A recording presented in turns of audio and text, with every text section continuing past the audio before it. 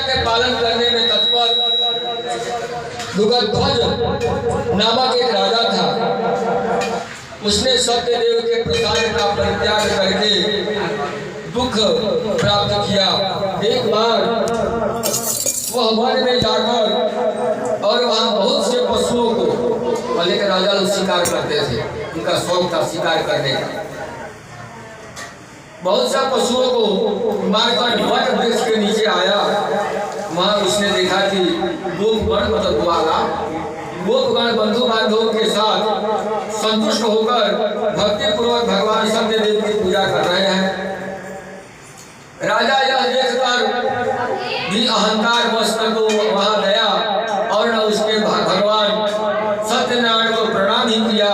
इसके बाद पूजन के अनंतर सभी गोपगण भगवान का प्रसाद राजा के समीप रखकर वहां से लौट आए और इच्छानुसार उन सभी ने भगवान का प्रसाद ग्रहण किया। इधर राजा को उसका संपूर्ण क्या हुआ, केवल प्रसाद न खाने से उसका धन संपत्ति पुत्र पौत्र राजपाट सब कुछ नष्ट हो गया।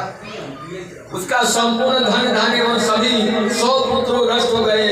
राजा ने मन में यह निश्चय किया कि अवश्य ही भगवान सत्यनारायण ने हमारा नाश कर दिया है, इसलिए मुझे वही जाना चाहिए जहाँ से सत्यनारायण का पूजन हो रहा था।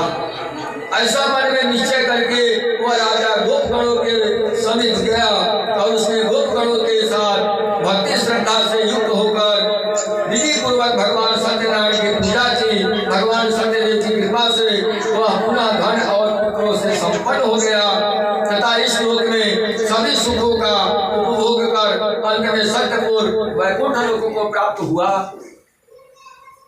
श्री सूत जी कहते हैं कि जो व्यक्ति इस परम दुर्लभ श्री सत्यनारायण के व्रत को करता है और पुण्यमयी तथा फल प्रदायिनी भगवान की कथा को भक्ति युक्त होकर सुनता है, उसे भगवान सत्यनारायण की कृपा से धन धान्य आदि की प्राप्ति होती है। दरिद्र धनवान हो जाता है, बंधन में पड़ा हुआ बंधन से मुक्त हो जाता है, डरा हुआ व्यक्ति भय से मुक्त हो जाता है। यह सत्य है, इसमें संशय नहीं है। इस श्लोक में वह सभी इच्छित फलों को भोग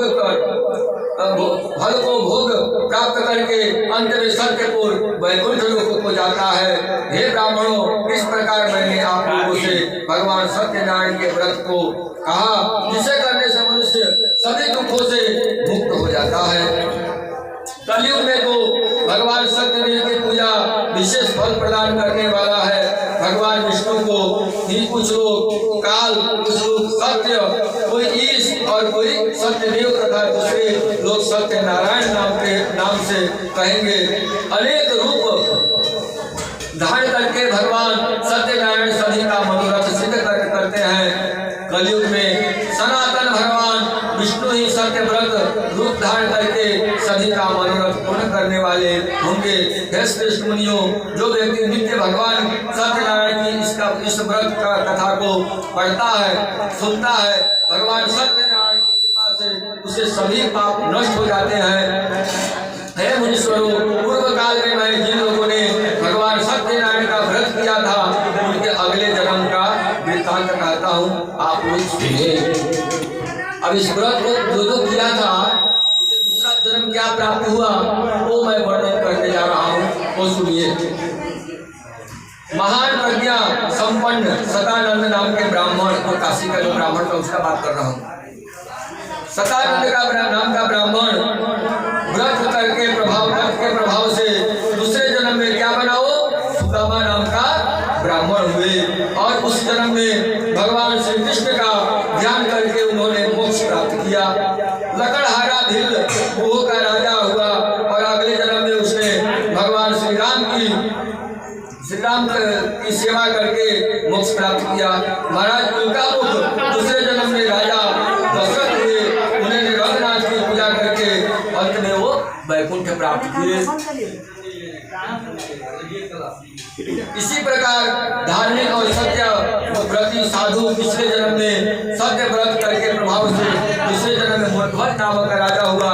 उसने आरे से चीरकर अपने पुत्र को आदिदेव भगवान विष्णु को अर्पित करके मोक्ष प्राप्त किया।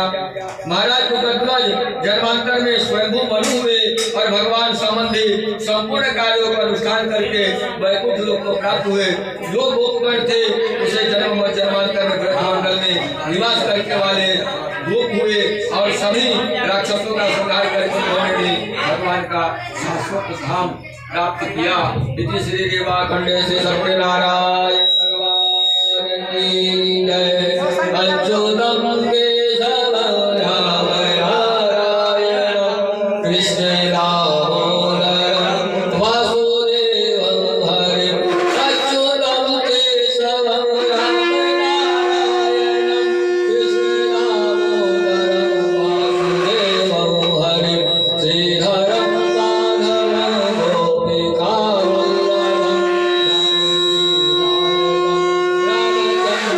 भजे जानकी नायकम रामचंद्र